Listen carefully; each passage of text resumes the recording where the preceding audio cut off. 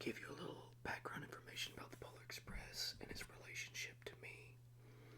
Um, so I remember I had a copy of this book when I was a child. This is not the original one, but I bought this one recently, and I believe the book, The Polar Express, came out. I believe maybe in the 70s or the 80s or the 90s. I'm not sure, but it's been out for decades before the movie came out. Now, the animated film starring Tom Hanks came out in 2004. So I was about 7, 8, 9 years old when the movie originally came out. My dad took me to go watch it at the theater, and I loved it, and I was obsessed with it because I loved Christmas. But most importantly, I was obsessed with trains. I loved trains as a child, and so incorporating trains with Christmas time and Santa Claus as a child, I mean, it is just, it's a really big deal. And you're going to capture a lot of children's attention with this story. So, tonight I'm going to read this book, and there's going to be lots of page turning, and page sounds, and cardboard sounds. So I hope you can enjoy me reading this book to you. I also might have a little treat for you soon after this book reading. I might have something special coming for you that might be very similar, so I look forward to uploading and doing another little video project, so we'll see. So, according to the book, the Polar Express actually won an award. It is called the Caldecott Medal. The Caldecott or the Caldecott Medal, I don't know how you pronounce it. But this was an award-winning children's storybook. The illustrations and the drawings are beautiful. It's very simple, and this is mostly, obviously, appealing to younger children in terms of like the literacy rate. So, but I think it's a beautiful story, and I love the moral message of the story of the Polar Express. It has to do with faith and believing in Santa. And if you really think about it, the Polar Express, in my personal opinion, has a lot of deep Christian moral values, especially when it comes to faith and the concept of believing in Santa. So in the movie, spoiler alert, sorry, you should already watch the Polar Express movie at this point if you're a grown adult. When the boy goes to the North Pole on the train and he finally meets Santa Claus, they make Santa Claus like he's a divine entity, like he's almost like Jesus, he's almost like God, and you have to believe in him, and you have to have faith in him, kind of like God. So if you really think about it, the story of the Polar Express has a lot of Christian undertones and Christian values embedded into the symbolism and to the literacy of the story. So my dad took me to go watch the Polar Express story. I mean, not story, excuse me, the movie in 2004. And in my personal opinion, the Polar Express is one of my favorite Christmas movies because not only was the message beautiful about faith and believing in Santa Claus, but it was the music, it was the animation, and the acting and the CGI that was so beautiful. I'm an artist myself, and so I love a lot of visuals. I love elaborate, cinematography and visuals and effects. So when I saw the movie, I mean, it blew me away. A lot of people over the years has complained that the CGI is kind of scary or creepy in a way, but I think it's just the way their eyes look. But other than that, I think the animation is beautiful, and it needs to be commended. So kudos to the director and the producers who made the movie. It's always going to be in my heart of my childhood. So anyway, let's go ahead and read the Polar Express. This is where you would write the child's name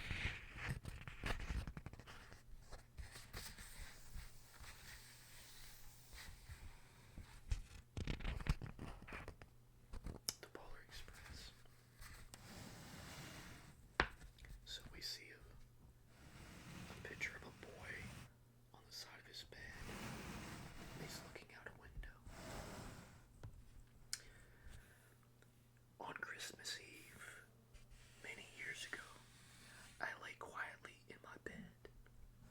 I did not rustle the sheets. I breathed slowly and silently. I was listening for a sound a friend had told me I'd never hear. The ringing bells of Santa's sleigh.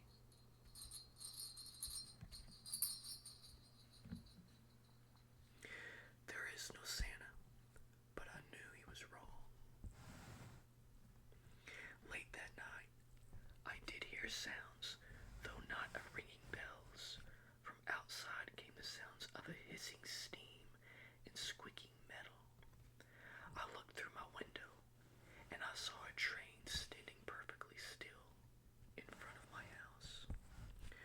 The irony of the story is there's actually a train close by where I live, and it was just honking his whistle or horn a few minutes ago before I was recording, so it's kind of funny. Next page. Again, the illustrations are beautiful. It's a big black coal steam train, I believe. I forgot the model of this train. I'll have to look it up. But these trains were made, I think, in the 1920s or the 30s. These trains are big boys, and what I mean by that is they were huge and they weighed tons of like pure iron metal.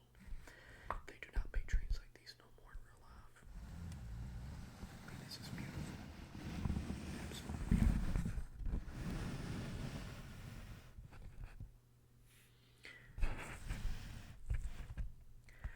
It was wrapped in an apron of steam. Snowflakes fell lightly around it. A conductor stood at the open door of one of the cars. He took a large pocket watch from his vest, then looked up at my window. I put on my slippers and robe. I tiptoed downstairs and out the window.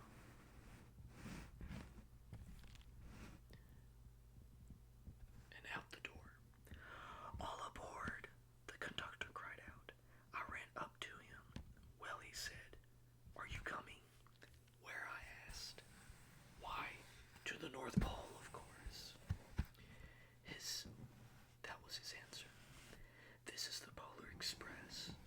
I took out his outstretched hand, and he pulled me aboard.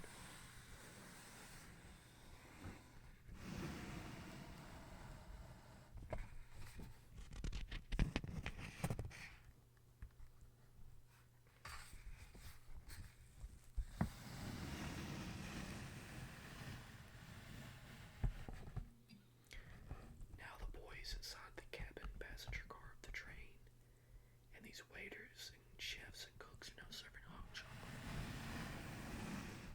The color tone and animation is very similar to the movie. It's weird how they did that. The train was filled with other children, all in their pajamas and nightgowns. We sang Christmas carols and ate candies with nugget centers as white as snow. We drank hot cocoa as thick and rich as melted chocolate bars. Outside, the lights of towns and villages flickered in the distance as the Polar Express raced northward.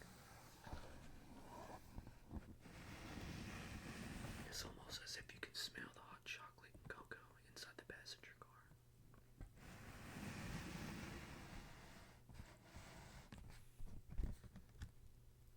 In the movie, they never show like where the cooks and the chefs actually live and sleep in the train. They only have one scene when they serve the children refreshments and hot chocolate. But it's a kids' movie, so.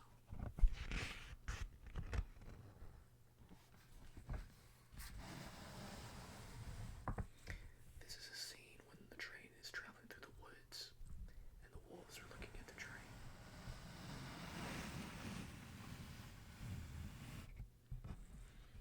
Soon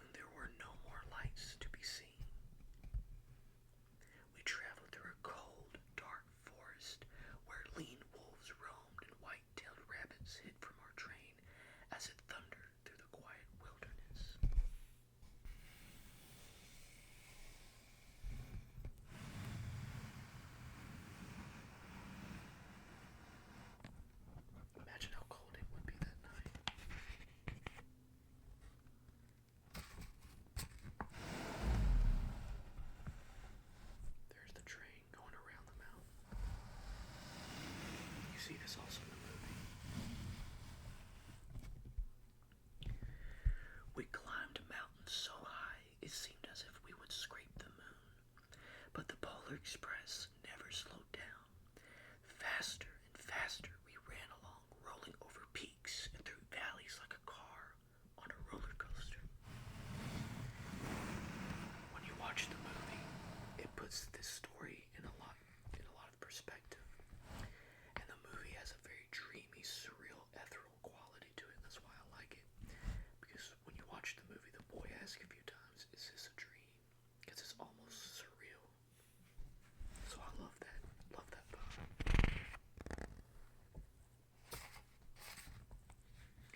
Now, the Polar Express has arrived to the North Pole.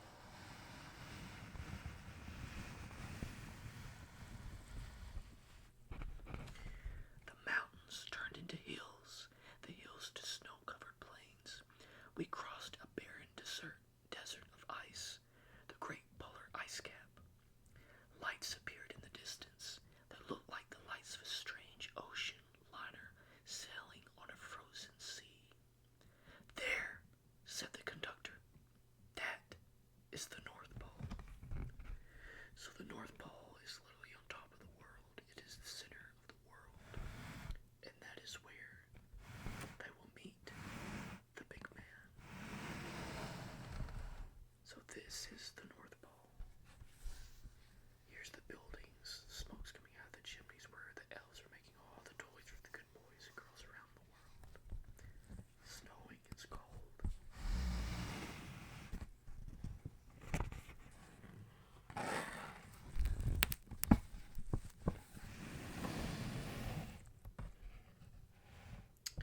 The train is traveling more through the inner part of the city.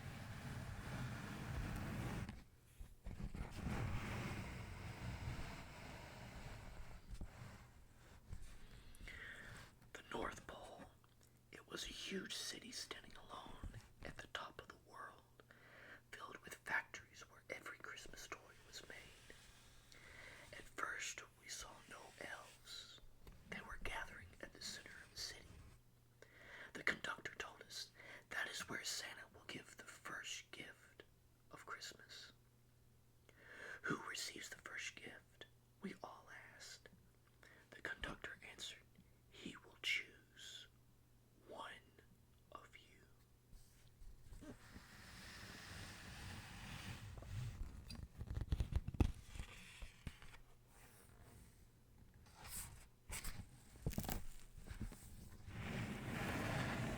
So now the train has arrived in the center of the city, and we see hundreds and thousands of little elves surrounding the train. Look, shouted one of the children, the elves. Outside we saw hundreds of elves. As our train drew closer to the center of the North Pole, we slowed to a crawl. So crowded were the streets with Santa's helpers. When the Polar Express could go no farther, we stopped, and the conductor led us outside.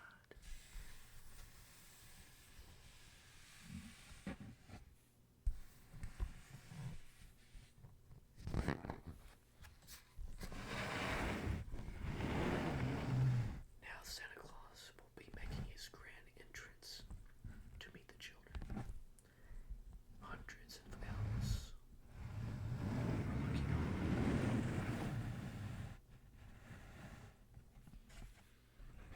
They're getting his gift sack ready for his sleigh. We pressed through the crowd to the edge of a large open circle. In front of us stood Santa's sleigh. The reindeer were excited. They pranced and paced, ringing the silver sleigh bells that hung from their harnesses. It was a magical sound, like nothing I've ever heard. Across the circle, the elves moved apart as Santa Claus appeared. The elves cheered wildly. He marched over us and, pointing to me, he said, let's have this fellow here. He jumped into his sleigh. The conductor handed me up. I sat on Santa's knee, and he asked, now, what would you like for Christmas?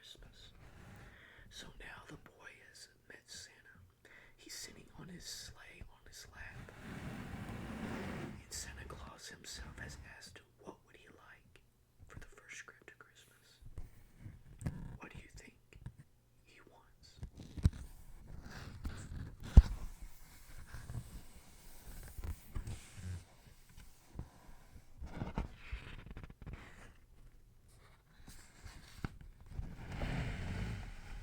Here's the boy, and here's Santa Claus.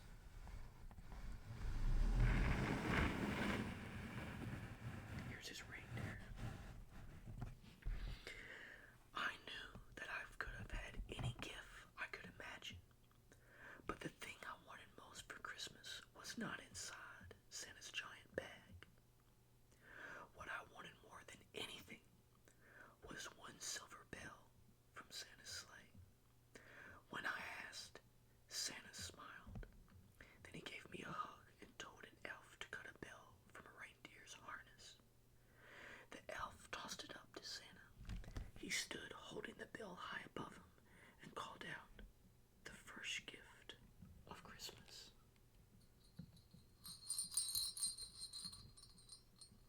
And I have a copy of Santa's sleigh bell. This is what it would have looked like.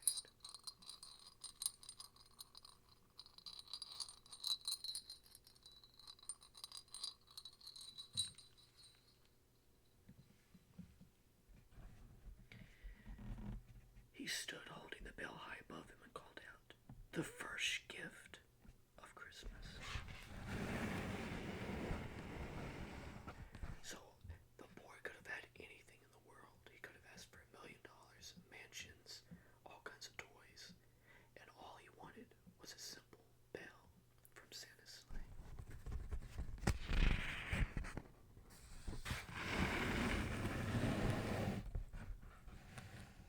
Now Santa's flying away to deliver presents to all the good boys and girls.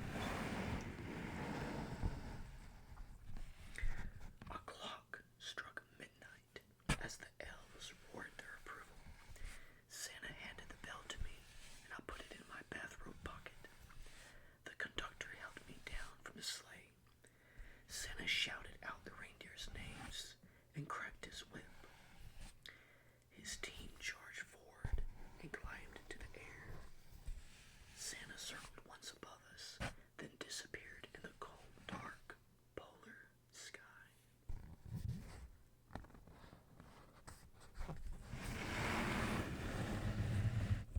So now the boy's back on the train.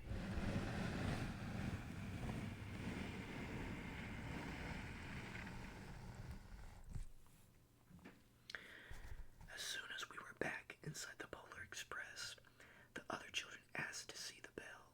I reached into my pocket, but the only thing I felt was a hole. I had lost the silver bell from Santa Claus's sleigh. "Let's hurry outside and look for it," one of the children asked. But the train gave a sudden lurch and started moving. We were on our way home. So he lost the bell from Santa's sleigh, the first gift of Christmas.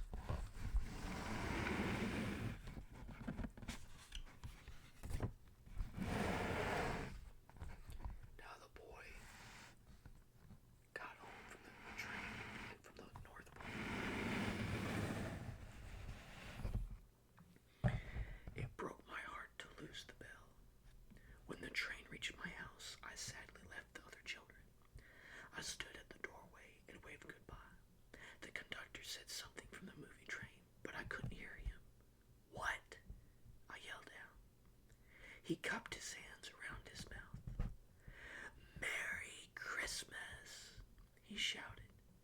The Polar Express let out a loud blast from its whistle and sped away.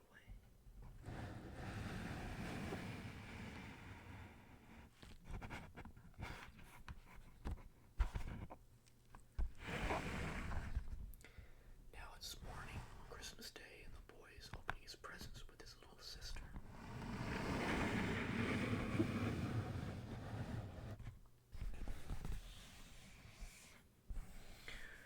On Christmas morning, my little sister Sarah and I opened our presents. When it looked as if everything had been unwrapped, Sarah found one last small box behind the tree.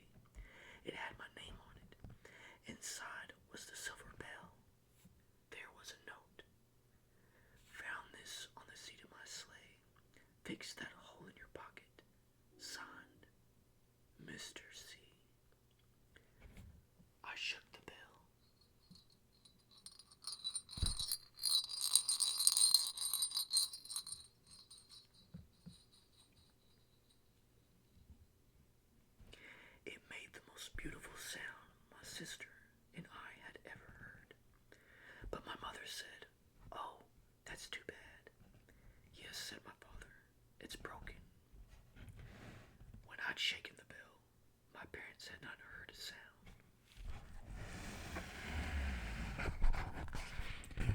So when the children ring the bell, they hear it, but the parents don't.